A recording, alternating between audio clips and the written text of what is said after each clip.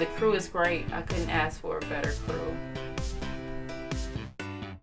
I try to make everything as smooth and as running as possible. Any little task that has to be done and set forth, I will do my best to make it 100%. If my director is not happy, if I don't see her smiling, then I will be very miserable. If I see my AD, Ariel, upset, I will be very miserable. So if I see them both, everything's good, then I'm good.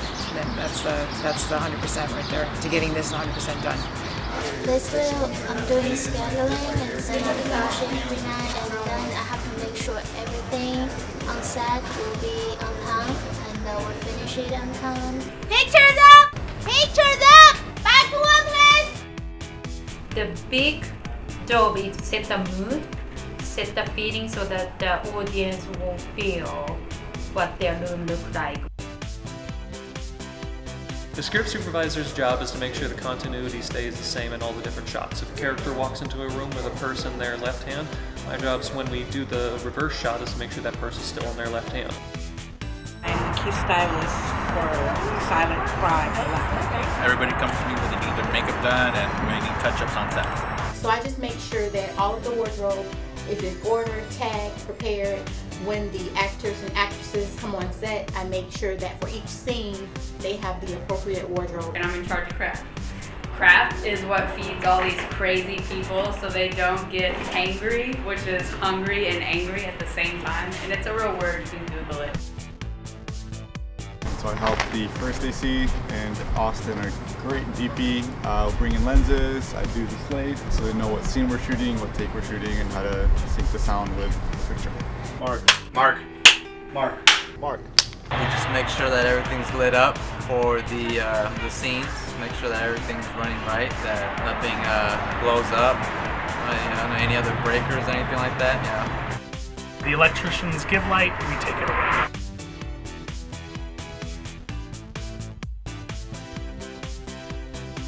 We have our DP at the top. That's Austin, and he's fantastic and wonderful, and he knows what he wants, and we like what he wants. The director of photography is in charge of the look of the image, the lighting, composition, with input from the director. I do believe, and I know the DP cinematographer is the closest collaborator with the director as far as the feel and look of the film. Also kind of the dad of the set. The director is the mom, then I would be the dad. Her and I were talking on and off for months before this, and really just kind of pushing through the shot list and ideas and going through last minute details up until each day of shooting. We have been able to stay on track and make our days. We had proper turnarounds, and the way it looks is the way she described it to me, the way I had envisioned it, but better, because we have a game plan, but we push each other back and forth. She'll have an idea, and I'll do my best to bring her idea to life with a little extra, and vice versa. She'll challenge me and say, what else can you do with this? So we make sure with the crew and the cast that if we go over, but it's better for the film, and it's something that will be on the big screen, not just something on the cutting room floor because it's crap, are you willing to do it? And everyone's been very cool about that. Yesterday and today was the best days that we've had as a crew because we found this sort of rhythm and we're getting to know each other and what we want. So we came to an agreement, and I think we all decided without saying that we was gonna get it done.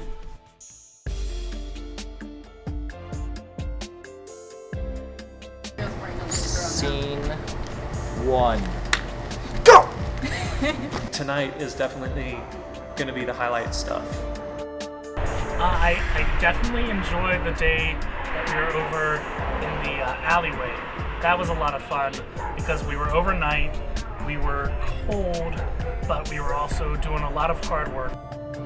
And in the alleyway scene, we had about 21 units in play. We had a 500 amp generator, just an absolutely absurd amount of cable running everywhere. And within 3 hours, we got them all hooked up.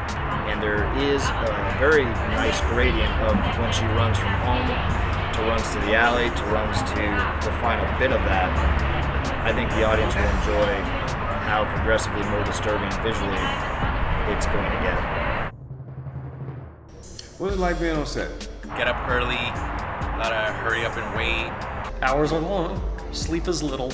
No life other than being on set, but it's fun. A lot of waiting around, but it's for a purpose though. It's not just waiting in vain. You always got to be ready to go from one place to another. It's not for normal people, quote unquote. You know, we're not office people. We like to see that black and white scripts come into vision. The days are long, but they're good because when you're working with great people like this, it makes it so much easier. Every day is a new adventure. Being on set is a wonderful experience, especially when you have a good crew that knows what they're doing, like this crew here, especially with a tight DP that knows what he's doing. Being on set like is a little chaotic, funny, surprising. We got to witness some dance routines. I mean, there's a lot of dead time, but they keep it up. Like, we had a comedy show at 2 a.m. one morning because we were waiting, and one of the guys here just got up and started talking, and it was pretty funny. Chris Bond has been entertaining us like Bob Hope would entertain the troops. So there I was. You got an angry mob of French people surrounding a guillotine with Marie Antoinette, who has now been turned into somewhat of a Pez dispenser, hanging out of this guillotine. And that, my friends, is the story of how I sold King David his slingshot. Hand to God, true story. Because everyone starts off and ends the same way. I encourage everyone to have fun on set, and they do. They're silly. Very professional though, so when it comes time that we need to push forward and make our day, or something comes up that we need to adjust and be on point for, like a switch, they'll be there. It's a tight-knit crew here. In the beginning it was kind of tough because I'm kind of, secure, and I, like to stay quiet. I'm pretty reserved, but I grew to them and they're just awesome guys. It's the last day. It's kind of sad. Film sets are like camp. We all come together first and we don't really know each other. And then that stuff happens right there where you just build these relationships with people, or these inside jokes. And you really connect with people for a very short time.